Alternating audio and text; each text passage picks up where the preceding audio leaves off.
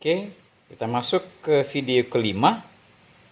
Nah, jadi tadi sudah kita tentukan penentuan NF sama NP. Nah, sekarang kita kembali ke contoh yang kita bahas tadi ya.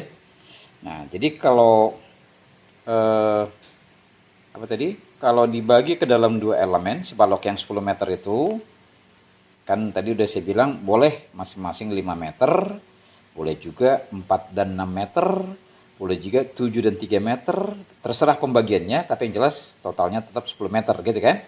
Nah, jadi dibagi ke dalam dua elemen, pertanyaannya berapa sekarang NP-nya?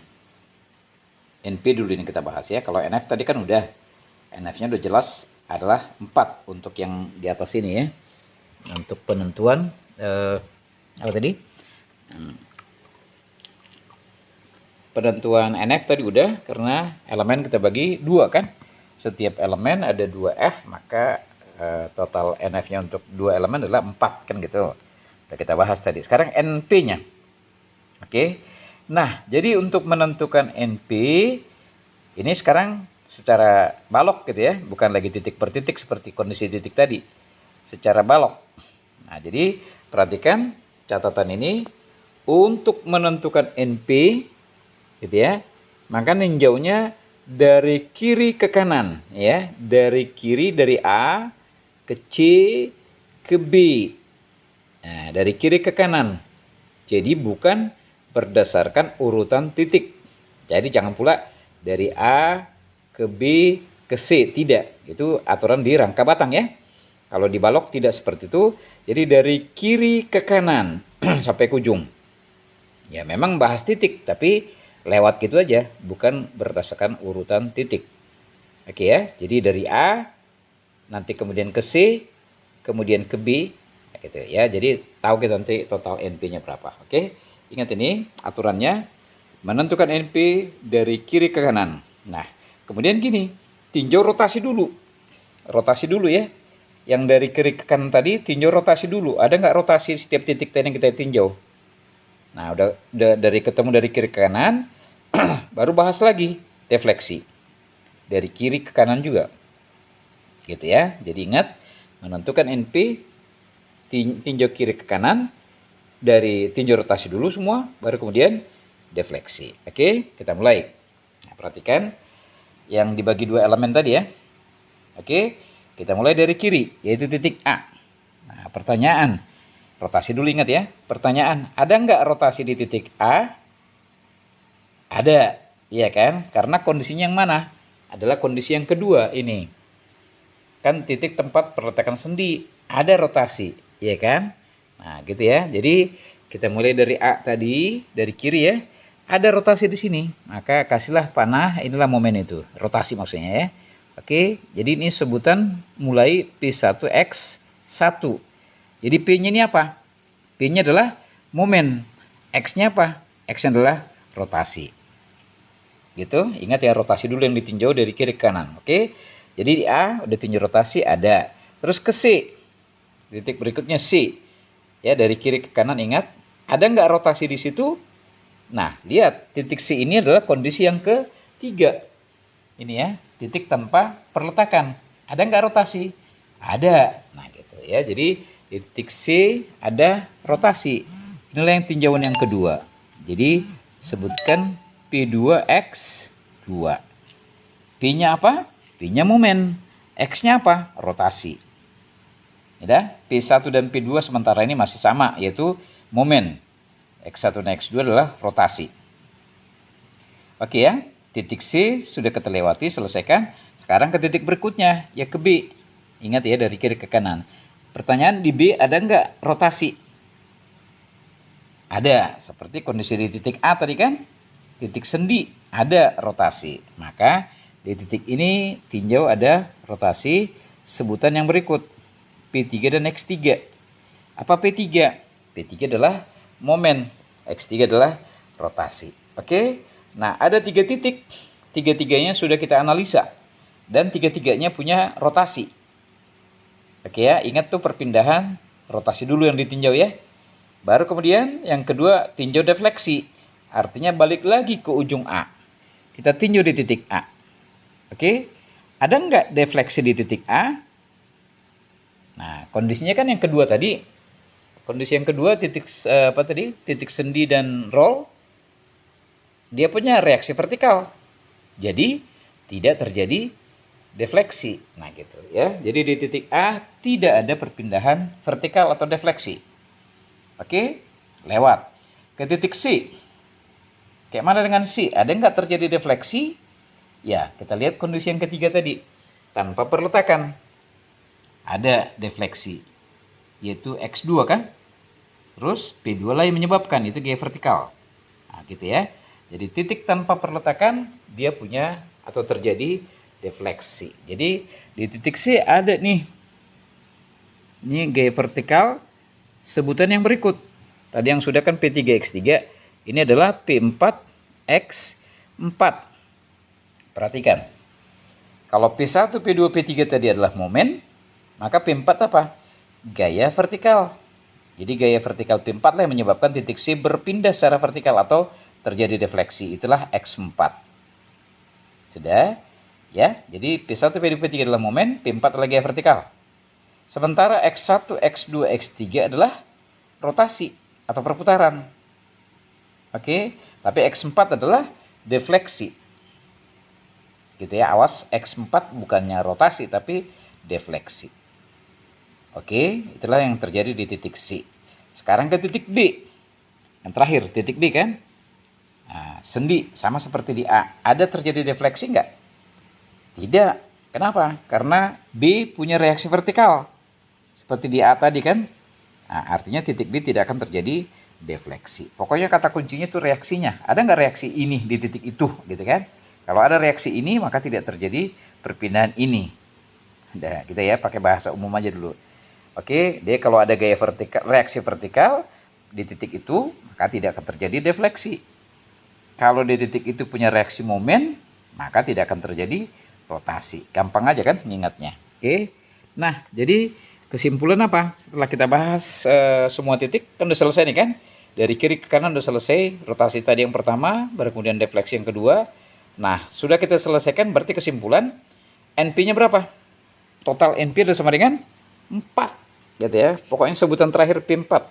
Nah, jadi kesimpulan NP adalah sama dengan 4. Gitu ya. NP sama dengan 4. Nah, bagaimana dengan kalau tadi balok dibagi 3 elemen? Yang terakhir nih. Kalau dibagi 2 elemen, NP-nya 4. Oke. Nah gitu ya, penentuan NP perhatikan. Tapi kalau dibagi 3 elemen kayak mana? Nah, untuk 3 elemen, ini kan 3 nih. Kita mulai pembahasan. Nah, jadi gampangnya begini, di titik A terjadi nggak? Ingat rotasi dulu ya, dari kiri ke kanan. Ya, di titik A terjadi nggak rotasi? Terjadi. Oke, jadi di sini kesimpulan ada P1X1. Jadi P-nya itu gaya momen, X1-nya adalah rotasi. Lanjut ke titik berikutnya, C. Ingat kondisi yang ketiga ya. Ada nggak rotasi? Ada, gitu ya. Maka di sini juga P2X2 terjadi. P2-nya momen, X2-nya adalah rotasi. Terus lanjut ke titik C. Ada nggak rotasi? Ada, karena tidak ada reaksi momen kan? Oke, jadi kesimpulan ini terjadi P3X3. Gitu. Ya, P3 momen, X3 rotasi. Ke titik terakhir, titik B, ada nggak rotasi? Ada, kayak tadi juga kan. Jadi di sini terjadi P yang berikut, P4X4. Nah gitu. Analisa rotasi sudah kita lakukan di setiap titik dari kiri ke kanan. Selesai untuk rotasi, sekarang kembali ke lagi titik A untuk melihat defleksi di setiap titik. Oke ya, kita lihat di A terjadi nggak defleksi? Tidak, karena dia punya reaksi vertikal. Selesai. Di C terjadi nggak defleksi? Ada, karena tidak punya reaksi vertikal. Nah, jadi defleksinya adalah ke bawah. Ini P yang berikut. P berapa? P terakhir tadi 5, ini P5. Nah, P5 X5. Apa P5 itu? Adalah gaya vertikal. Apa X5 itu? Adalah defleksi. Nah, gitu ya. Sesuaikan pasangan abadi itu. P pasangannya X. Kalau P-nya berupa momen, maka X-nya rotasi. Kalau P-nya berupa gaya vertikal, maka X-nya defleksi. Ingat itu ya. Oke, setelah C, Nah, sekarang kita tinjau ke titik D. Ada nggak defleksi? Ada. Kenapa? Karena tidak punya reaksi vertikal. Oke, sebutan yang berikut. Jadi P6, X-nya X6. Gitu ya. Jadi P6 itu gaya vertikal, X6 adalah defleksi. Nah, selesai titik D, ke titik yang terakhir sekarang ke B. Ke ujung kanan ya. Nah, di B sama dengan di A tidak ada, ya betul, tidak ada gaya, tidak ada perpindahan berupa defleksi gitu ya. Di titik A dan B sama, tidak ada perpindahan defleksi. Kenapa? Karena dia punya reaksi vertikal. Oke, jadi kesimpulannya hanya itu. Pertanyaan, jadi berapa NP-nya? Ya, kita lihat P yang terakhir adalah P6. Jadi NP sama dengan 6. Inilah kalau dibagi 3 elemen. Perhatikan tuh. Kalau tadi dibagi 2 elemen, NP-nya 4. Ya kan? Kebetulan genap ya, nggak mesti sih. Tergantung gitu ya. Kebetulan genap. Tapi tidak selalu. Oke ya, tapi kalau dibagi 2 elemen, NP-nya 4. Oke, tapi kalau dibagi 3 elemen, ini tadi kan, dibagi ke dalam 3 elemen. NP-nya berapa? NP-nya sama dengan 6. Gitu. Nah, seperti itu penentuan NP. Agak sedikit mikir memang, tapi nggak susah juga. Oke. Ya, penentuan contoh sudah dalam 2 elemen NP-nya 4, 3 elemen NP-nya 6. Gitu. Nah, sekarang kita lihat contoh soal. Maksud saya penentuan matriks gitu ya. Kita masuk kemari. Nah, sekarang matriks statis A kita mulai. Oke, matriks statis A. Ya, matriks statis simbolnya tetap A seperti di rangka batang. Rumus tetap masih pakai ini. Ya, P sama dengan A kali F.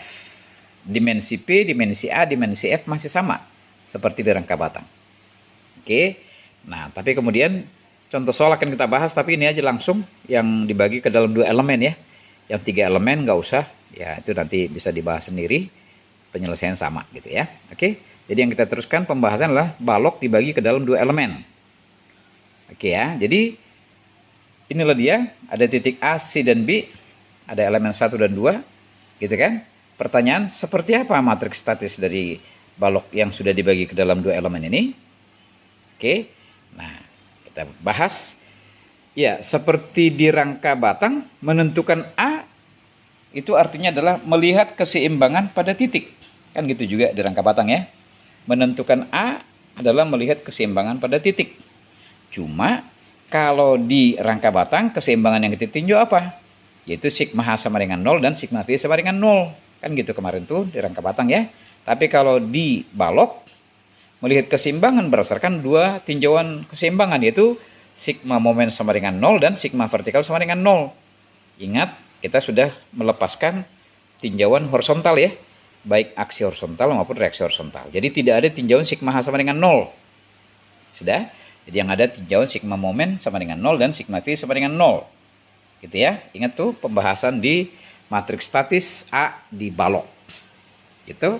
Nah, kita mulai pembahasan contoh tadi. Tadi sudah kita bahas bahwa ini ya, di A, ingat rotasi dulu ini bahas ya. Di A ada rotasi. Oke. Lupa saya, matriks statis itu kan urusan laki-laki nih. Kan gitu ceritanya kalau seperti rangka batang. Jadi perempuannya suruh pergi dulu. Jadi yang di sini yang nampak P-nya. Oke. Jadi tidak nampak X-nya. Terus yang nampak ini F-nya. Jadi tidak nampak E-nya. Istilah saya hari itu gitu di rangka batang, matriks statis A itu urusan laki-laki. Jadi perempuannya suruh pergi dulu, suruh belanja dulu jauh kemana gitu kan. Nah gitu. Jadi artinya apa? Waktu meninjau di sini, ya, waktu menentukan NP tadi, NP-nya kan 4 tuh, pembahasan sebelum tadi ya. Nah, jadi yang sini yang nampak cuma laki-lakinya, P1. Apa P1 itu? Momen. Gitu kan. Terus di titik C ada nampak juga tadi kan P2. X2-nya lepaskan. Apa P2 itu? Masih momen. Terus di titik B, ya, ada P3, yaitu momen. Ingat ya, tinjauan dari kiri ke kanan. Oke, jadi momen sudah ketemu P1, P2, P3. Terus balik lagi ke titik A. Di A tidak ada gaya vertikal karena tidak ada defleksi kan. Oke, terus tapi di titik C ada gaya vertikal, itulah P4. Yang kita bahas tadi ya. Sementara titik B tidak ada gaya vertikal. Oke, setelah tadi yang kita simpulkan inpin sama dengan 4. Ini ya, inpin sama dengan 4. Tapi kemudian untuk tinjauan F, ini dia. Ya, ingat penentuan NF, maka elemennya dilepaskan. Terus yang kedua apa? Abaikan perletakan. Ya kan? Baru kemudian di setiap ujung elemen ada momen ujung. Kan gitu tadi ya, untuk meninjau NF ada 3 poin yang mau diperhatikan. Sekali lagi nih, lepaskan elemen, sudah. Kemudian abaikan perletakan, jadi di A nggak kelihatan sendinya, di B juga nggak kelihatan, lepaskan ya. Nah, terus yang ketiga apa? Di setiap ujung elemen ada momen, namanya momen ujung. Oke, kalau di awal tadi, di pembahasan waktu menentukan NF, ya, waktu di awal tadi, kan di ujung. Si F itu kan di ujung. Nah, kalau tinjauan di ujung, dia searah jarum jam. Ingat itu, F1, F2, F3 itu di ujung. Maka searah jarum jam. Kalau saya bawa ke video sebelumnya tuh ini. Ini kalau di ujung. Gitu ya. F1, F2, F3, F4 tuh di ujung. Nah, dia arahnya searah jarum jam. Ingat, kalau di ujung. Tinjauan di ujung, bukan di titik. Ingat, F1, F2, F3, F4 bukan di titik A, C, C, B, bukan. Di ujung elemen, ya ujung kiri, ujung kanan gitu lah ya. Nah, dia searah jarum jam. Tapi kalau meninjau di titik, kan tadi kita meninjau ini nih, melihat keseimbangan di titik. Nah, jadi si F tadi diubah arahnya kalau tinjauan di titik. Jadi bukannya searah jarum jam lagi, tapi berlawanan. Masalah lawannya aja kebalikannya. Nah, ini kalau di titik. Jadi F1, F2, F3, F4 sekarang di titik, arahnya berlawan jarum jam sekarang. Gitu ya, tinggal balikan aja. Saya nggak bikin memang tinjauannya, analisanya, langsung aja lah ya. Oke, jadi kalau tadi di ujung, F itu searah jarum jam. Di ujung kiri kanan elemen ya. Tapi sekarang kalau di titik, F-nya berubah menjadi berlawanan jarum jam. Jadi F1 di A sekarang itu berlawan jarum jam, F2 di C berlawan jarum jam, F3 di C untuk elemen 2 ya, berlawan jarum jam, dan F4 di B berlawan jarum jam. Perhatikan arah F sudah berlawan jarum jam. Terus kita analisis sekarang membahas reaksi. Perhatikan dulu lanjutannya, menentukan reaksi sekarang. Oke, perhatikan. Kan untuk elemen 1 nih. Ini elemen 1 nih. Ya, elemen 1. Di elemen 1 kan ada F1, F2 berlawan jarum jam. Maka kita total dulu nih. Maka total momen yang mau dipikul adalah berlawanan jarum jam sebesar F1 plus F2. Kan gitu kan? Ya, totalkan F1, F2 ini. F1 dan F2. Tentu karena sama-sama berlawan tinggal nambahkan aja kan. Jadi total berlawan jarum jam gitu ya. Nah, ini mau dilawan, mau dipikul. Udah, momennya ini berlawan jarum jam, maka reaksi di sini dan reaksi di sini harus melawan aksi ini. Harus melawan. Ingat, aksi sama dengan reaksi kan. Jadi aksinya berlawan jarum jam, total F1 dan F2. Nah, reaksinya perhatikan. Reaksi vertikal ini ke atas, yang ini ke bawah. Jadi mereka kalau berputar, kejar-kejaran istilahnya, si F reaksi di sini sama di sini, mereka berputar gimana? Searah jarum jam. Gitu kan? F1 ngejar begini, maksudnya reaksi di sini ngejar begini, ya, searah jarum jam. Yang ini kemari. Jadi mereka kejar-kejaran berlawanan, salah terus. Mereka kejar-kejaran searah jarum jam. Artinya melawan aksi ini. Si F1 plus F2 yang berlawan jarum jam ini. Nah, jadi artinya apa? Sudah dilawan, sudah seimbang untuk arah lo ya. Tinggal besarnya. Maka besarnya reaksi di sini adalah total momen ini dibagi jarak. Total momen dibagi jarak. Oke, di sini pun sama. Jadi perhatikan reaksinya sama, cuma arahnya tadi berbeda. Jadi aksi F1 F2 berlawanan, Maka reaksinya lihat yang dua ini berputar, reaksi di sini sama sini, mereka berputar berlawanan, searah jarum jam. Yang ini momen tadi berlawanan. Artinya sudah berlaku hukum Newton yang ketiga. Gitu ya. Nah, untuk L panjangnya tadi L1 ya. Jadi ini dua total momen tadi bagi L1 bagi bentangnya kan. Oke. Nah, demikian dengan yang satunya lagi. Momen F3 F4 berlawan jarum jam, ya kan? Nah, jadi total ada momen yang mau dipikul berlawan jarum jam sebesar F3 F4. Ya, di total ya. F3 F4. Oke. Nah, ini total dari dua ini, momen ini. Kan dua-dua berlawan jarum jam. Nah, di total adalah F3 F4. Sekarang ditahan oleh reaksinya. Sama, ini pasti ke atas juga. Yang ini ke bawah. Jadi selalu gitu ya. Reaksi di kiri pasti ke atas, reaksi di kanan pasti ke bawah. Jadi artinya apa? Kedua reaksi kejar-kejaran, istilahnya gitu ya, kejar-kejaran searah jarum jam. Jadi sudah melawan aksi tadi. Jadi sudah berlaku hukum Newton 3, sudah terjadi keseimbangan kan gitu kan? Nah, tinggal berapa besarnya reaksi ini masing-masing? Ya, total momen tadi dibagi dengan bentangnya. Selalu seperti itu ya. Total momen dibagi bentangnya. Jadi total momen F3 F4 dibagi dengan L2. Ini pun sama. Jadi dua reaksi ini sama, tinggal arahnya yang berbeda gitu. Oke. Nah, seperti itu menentukan reaksi perletakan gitu ya. Oke. Jadi sudah kita tentukan reaksi masing-masing. Nah, sekarang kita analisa lah menentukan matriks statis. Oke. Menganalisa matriks statis seperti yang tadi kita bicarakan adalah melihat keseimbangan di setiap titik. Oke ya. Jadi di sini kita menghitung P. Jadi seperti dengan rumus, ya kan? Dari rumus kita menentukan P. Oke ya, menentukan P. Oke ya. Bagaimana cara menentukan P? Maka lihatlah kondisi titik. Dan perhatikan titik A. Di titik A ada apa? Nah, perhatikan di titik A itu ini ya. Di titik A ada P1. Betulkah itu? Ya, tentu kita lihat dari pembahasan NP sama NF tadi. Ini, di titik A ada P1. Dah. Terus, apalagi yang ada di titik A? Ada F1. Betulkah? Ya, kita tinjau di titik A yang ini tadi. Jadi yang ada berlawan jarum jam kan? Oke, nah gitu. Ada F1. Oke, sudah kita taruh situ. Terus, ada siapa lagi di titik A yang mau kita bawa? Kalau yang di penentuan MP cuma P1 tadi. Tapi kemudian di titik A, di samping F1, ada juga reaksi di situ kan? Oke, ada reaksi ke atas tadi kan? Yang sebesar F1 plus F2 per L1. Inilah dia itu. Oke, jadi udah kita lengkapi kondisi di titik A seperti itu. Ada P1, ada F1, ada F1 plus F1 per L2. Kok L2, sorry. Per L1 ini. L1 ya. Ya, walaupun sebetulnya nggak berpengaruh. Ini L1 nih. Nah, ya. Oke.